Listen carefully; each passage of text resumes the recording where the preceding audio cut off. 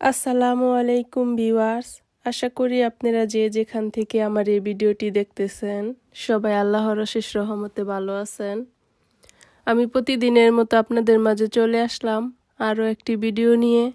আশা করি আপনাদের কাছে ভালো লাগবে।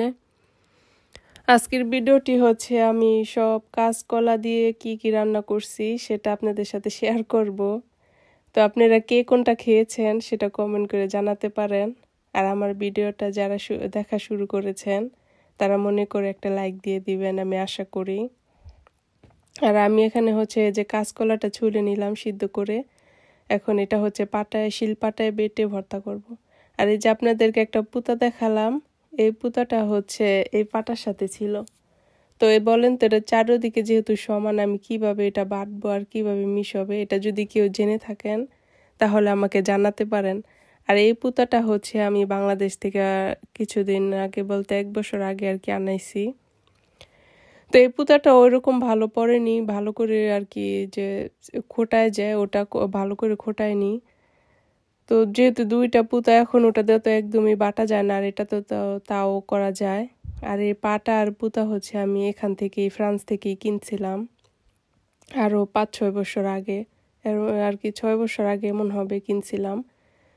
তো অনেক শখ করে কিনেছি, মোবাইলে আর কি দেখতাম যে শিলপাটায় ভর্তা করতো, বাংলাদেশে দেখতাম শিলপাটায় ভর্তা করে, সেটা অনেক মজা লাগে। তো আমার আবার এরকম শিলপাটায় বেটে ভর্তা খেতে খুব ভালো লাগে, তো শখ করে কিনছি। পুতার জন্য আর কি ভর্তা করতে পারিনি। তো যখন এই পুতাটা বাংলাদেশ থেকে আনছি, তারপরে হচ্ছে মাঝে মধ্যে যে এরকম নরম কোনো ভর্তা হলে, পাতা লাউ পাতা বা কোনো নরম ভর্তা হলে সেটা হচ্ছে আমি এই পাটায় বেটে ভর্তা করি, আমার কাছে খুব ভালো লাগে। আর যদি শুটকি ভর্তা করি তাহলে একদম হাতে আর কি ঠোসা পড়ে যায়, জানি না হয়তো বা এগুলি কম খোটানো দেখা ওরকম করে বাটতে পারি না।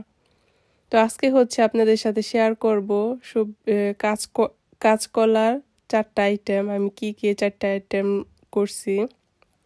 প্রথম আপনাদের সাথে শেয়ার করে দিলাম হচ্ছে কাঁচকলা চোকলা ভর্তা। এটা হচ্ছে আমি আজকে প্রথম করে খাচ্ছি। তো আপনারা কে কে খেয়েছেন, এই 4টার মধ্যে কোনটা কে খেয়েছেন সেটা জানাবেন। আর এই কাঁচকলা চোকলা ভর্তাটার রিভিউ আপনাদের আমি একদম মন থেকে আর কি দিচ্ছি, এত বেশি মজা, যেটা কিনা আমি প্রথম ভর্তা করে খেয়ে দেখলাম, এটা বাংলাদেশে কখনো আমি খাইনি। তো আমার এই ভর্তা বাংলাদেশ থেকে দেখে বলছে যে কাঁচকলা চোকলা ভর্তাও তুই খাস।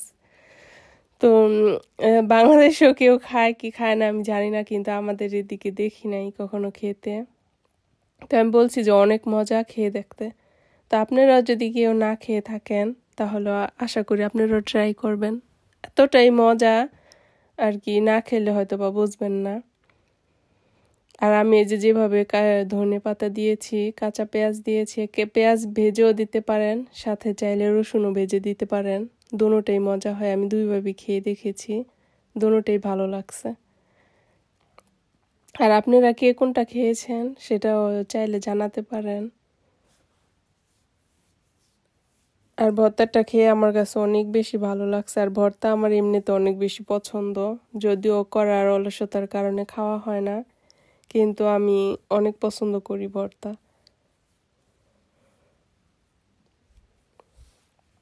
আমি এই যে পাটাতে বেটে ভর্তাটা করে নিলাম, আর এখন হচ্ছে ভালো করে মিক্স করে নিচ্ছি, যেহেতু সব কিছু একসাথে মিক্স হয়নি। এখন হাত দিয়ে ভালো করে মিক্স করে নেব, আর সাথে হচ্ছে আমি একটু সরিষার তেল দেব। তো আমার কাছে মনে হচ্ছে যে সরিষার তেল দিলে ভর্তাটা খেতে আরও বেশি মজা হবে, এজন্য হচ্ছে আমি একটু মিক্স করে তারপর হচ্ছে সরিষার তেল দিয়ে দেব। আর এখন হচ্ছে সরিষার তেল দিয়ে তারপর হচ্ছে ভর্তাটা আমি উঠিয়ে ফেলবো। তারপর হচ্ছে আপনাদের সাথে শেয়ার করব যে কলা ভর্তা, এটা তো আমরা সচরাচর কম বেশি সবাই খেয়েছি, এটার কথা আর বলবো কি, এটা তো মজা তো সবাই জানি। তো আমার কাছে মনে হয়েছে যে কলার চোকলা ভর্তা এটা একটু কম মানুষই খেয়েছে, এজন্য আপনাদের সাথে একটু শেয়ার করলাম। আর এখানে হচ্ছে যে একটা কলা আমি হচ্ছে ভর্তা করব, এটা হচ্ছে আপনাদের ভাইয়া খেতে চেয়েছিল যে একটা কলা ভর্তা কইরো।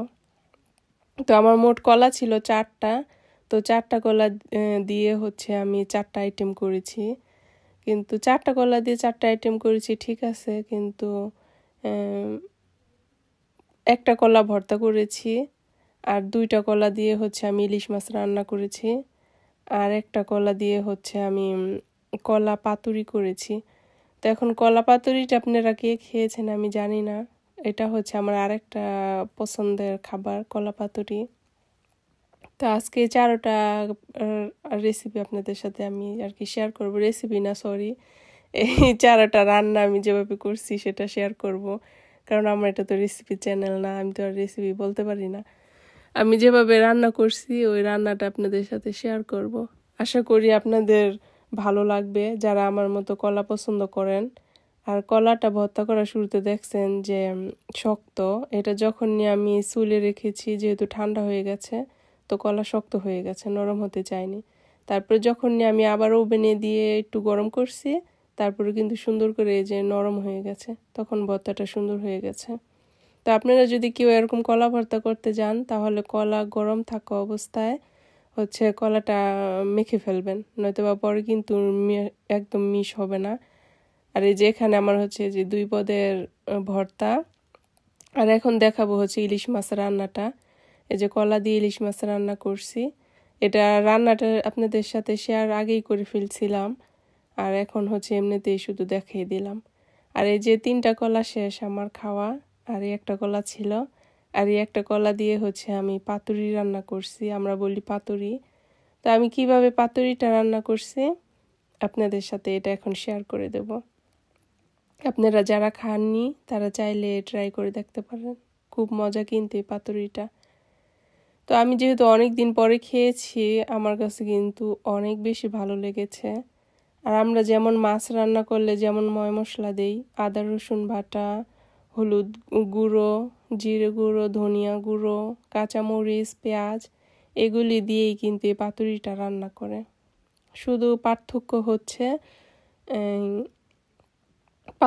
হচ্ছে মাছ দেব না, মাছ ছাড়া আর কি, এটা আমি শুকনো শুকনো করে তারপর হচ্ছে রান্না করছি। তো শুকনো শুকনো করে রান্না করলে না এটা খুবই মজা হয়। আপনারা যদি কেউ না খেয়ে থাকেন তাহলে ট্রাই করবেন, খুব ভালো লাগবে। আর আমি এখন মশলাটা দিয়ে ভালো করে একটু কষিয়ে নেব। তো বেশি আর যতটুকু সম্ভব কষানো যায় তো অতটুকুই আমি কষিয়ে নেব, আর আপনাদের সাথে একটু শেয়ার করে দেব। আমি কখনো কিন্তু একসাথে এত রান্না আপনাদের সাথে শেয়ার করিনি, আজকে প্রথমে আর কি শেয়ার করলাম একটু একটু করে। তো জানি না আপনাদের কাছে কেমন লাগতেছে। আর এই যে কলাটা আমি এভাবে কেটে নিয়েছি, এখন এই কলাটা হচ্ছে মশলার মধ্যে দিয়ে দেব, কিন্তু আমি কোনো মাছ দেব না, মাছ ছাড়া এটা আমি রান্না করব একদম শুকনো শুকনো করে। আর এখন যেহেতু কলাটা একটু আগে দিয়েছি, ভালো করে একটু পানি দিয়ে আমি ভালো করে কষিয়ে নেব, যাতে কলাটা অর্ধেক হয়ে যায় আর অর্ধেক যাতে আলুর সাথে হয়, এরকম করে কষিয়ে নেব। আর আমাদের এখানকার আলু যেহেতু নরম তাড়াতাড়ি হয়ে যায়, এজন্য আলুটা আমি হচ্ছে সবার লাস্টে দেব, আর কি নামানোর একটু আগে দিয়ে দেব, তাহলে হয়ে যাবে। আর যাদের বাংলাদেশের আলু তো দেরিতে হয়, তখন আলু আর কলা একসাথে দিলে বাংলাদেশে সুন্দর করে হয়ে যায়। তো আমি আলুটাও হচ্ছে কলার মতো করে মোটা মোটা করে কেটে নিয়েছি, যেহেতু তাড়াতাড়ি আলু সিদ্ধ হয়ে যায়, এজন্য মোটা মোটা করে দিলে যাতে না গলে যায়। তো এখানে আমি অল্প করে যে পানি দিয়েছি, আর এই যে পানিটা এরকমই দিয়েছি। তো এই পানিটার উপরে আমি এখন ধনেপাতা দিয়ে দেব, আর আমি এটা শুকালে পরে হচ্ছে নামিয়ে ফেলবো। আর কলা আলু যেহেতু দুটোই পানি টানে ভালোই, তো আর কিছুটা জাল দিয়ে পরে আমি নামিয়ে ফেলবো। তো আপনাদের সাথে সেটাও শেয়ার করব যে আমি কেমন পরিমাণে ঝোল রেখে নামিয়ে ফেলছি। আর আমার এই ভিডিওটা আজকে যারা এই পর্যন্ত ধৈর্য ধরে দেখেছেন আপনাদেরকে অসংখ্য অসংখ্য ধন্যবাদ, আর অনেক অনেক দোয়া আর ভালোবাসা রইল। আর আশা করি আমার এই রান্নাগুলো আপনাদের কাছে ভালো লেগেছে। আমার আজকের ভিডিওটি আর বেশি বড় করব না, এই পর্যন্তই। আর সবশেষে ইলিশ মাছটা রান্না দেখিয়ে দিলাম। আল্লাহ হাফেজ।